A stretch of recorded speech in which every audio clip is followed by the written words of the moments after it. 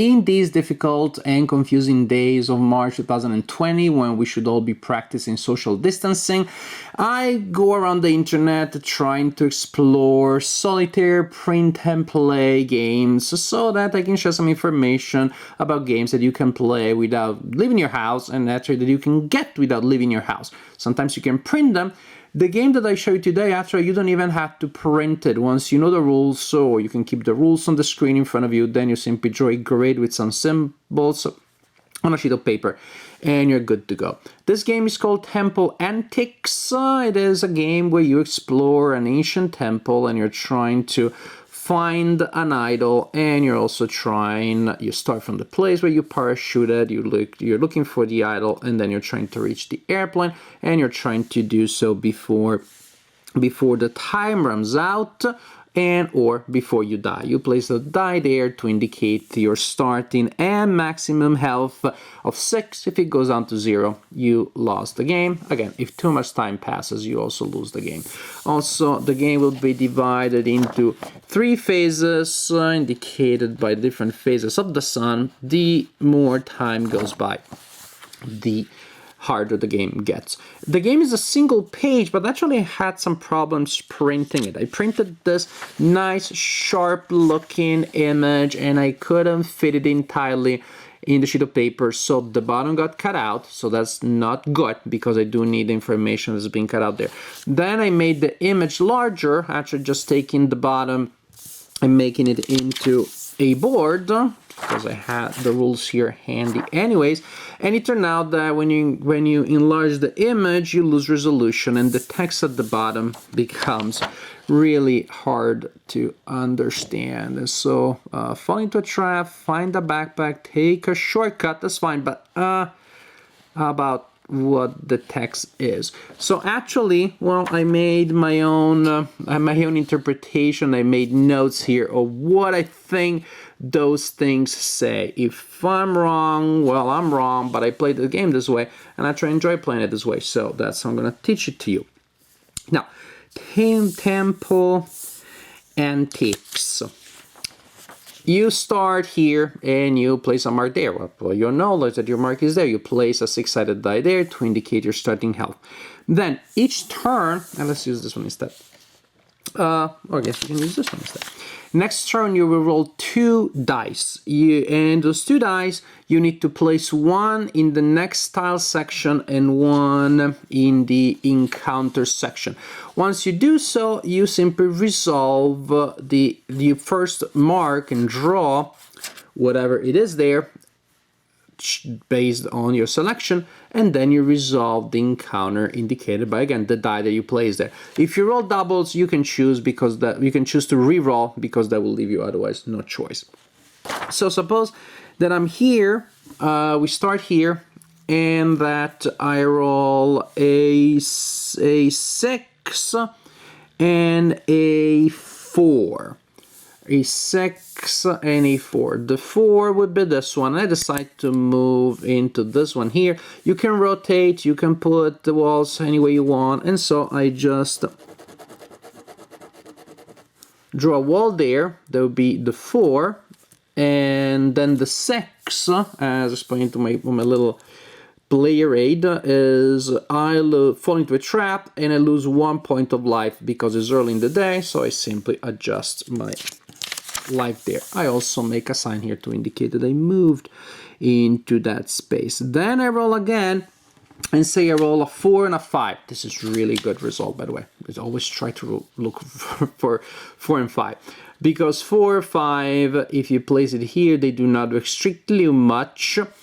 And 4 5 here in the encounter, either you take a shortcut, which if I understand the little instruction here means that you get to roll again and go again, or you find a backpack, in which case you roll on the item table and you get the corresponding item and you mark it here. If you find a machete, then you simply mark it there, because the machete always works. The other items that you find have a limited number of uses, a limited number of charges, so you play a D6, place a D6 there, indicating a 2 or a 1 in the case of the elixir, and when you use them, you simply rotate the die to indicate that you use that. The pickaxe allows you to destroy a wall. The charm gives you rerolls. The shotgun gives you an advantage in combat. It adds to your attack.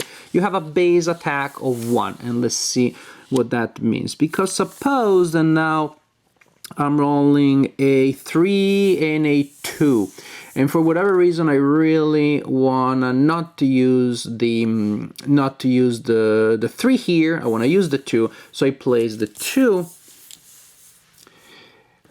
on my next style section, and I draw a 2, which is just the L-shaped thingy, and I move there.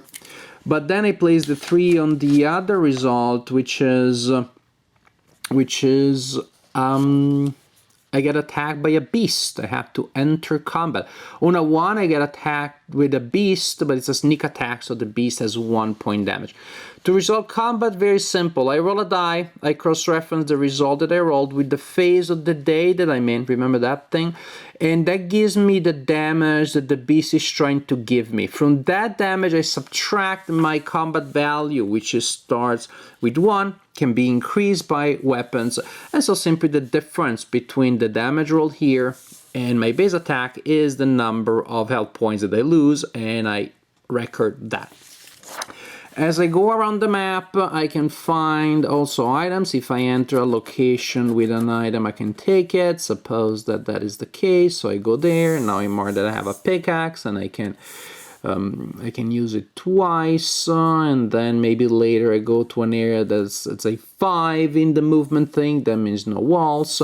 And then I am again like this, and so on and so forth. And basically, your job is to reach the idol, and that's tricky, as you can see. Try not to get boxed in, well, unless you have a pickaxe. Maybe then I roll a 1 when I'm there for my next wall, but I do get a pickaxe, and so I can keep moving, and so on and so forth.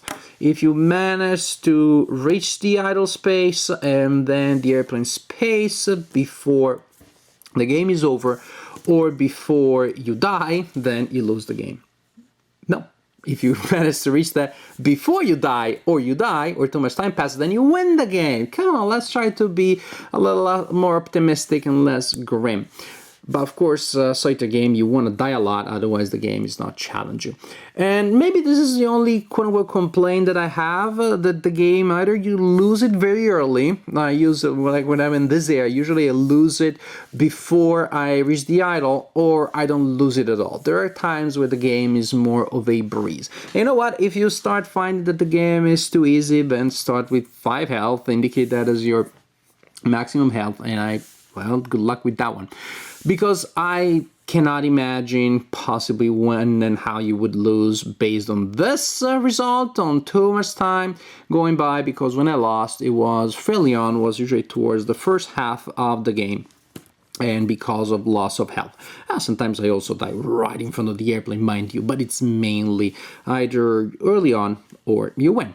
And so, well, you know what? This may not be the most sophisticated, the most complex game in the world, but it doesn't have to be.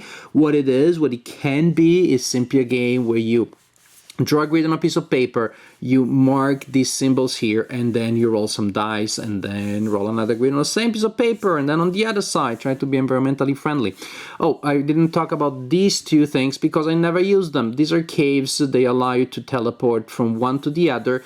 I don't really see much of the advantage there because I don't see the advantage. I'm trying to go towards the center, unless I must have been pushed there by the walls. Oh, it may be in fact that you get stuck, in which case you had to go back, in case you simply roll normally, but you place a die on the next style thing and you don't actually draw anything when you go back to a tile that you already knew, but that you already had, but you still had to resolve an encounter. It's a simple, light game, fairly... No, brainless is a wrong definition, because you still had to decide which one you want to get, and how to assign things, and how you're budgeting your, I guess, the risk that you're taking, because maybe now I'm getting a wall that kind of pushing me against the wall, and the the non-negotiable edge of the board, and there's nothing I can do if I get stuck there, but that gives you an advantage. So sometimes you have to choose between I take damage now or get an item, where do I put my wall. It's very simple. Again, brainless is the wrong word, but very light, very simple. Beer and pretzel, definitely. You can play it, but on the other side, on the plus side, you can play with kids and they get really excited by the theme, really the Indiana Jones theme. It's really strong with the little ones and they love it. So this is a simple game, may not be the crown jewel of your collection, but in these difficult times where we should not get out of the house, where we need distraction, when we need something to keep us busy, especially if we can keep ourselves busy alone or with our kids that we're stuck with anyways, well, then here you have an option. Here you have a game that is very simple, very light, with a lot of luck in it. Mind you, make no mistake, that is a main element of the game. But for what it is, for such a simple, free and light game, this is definitely a rather enjoyable game.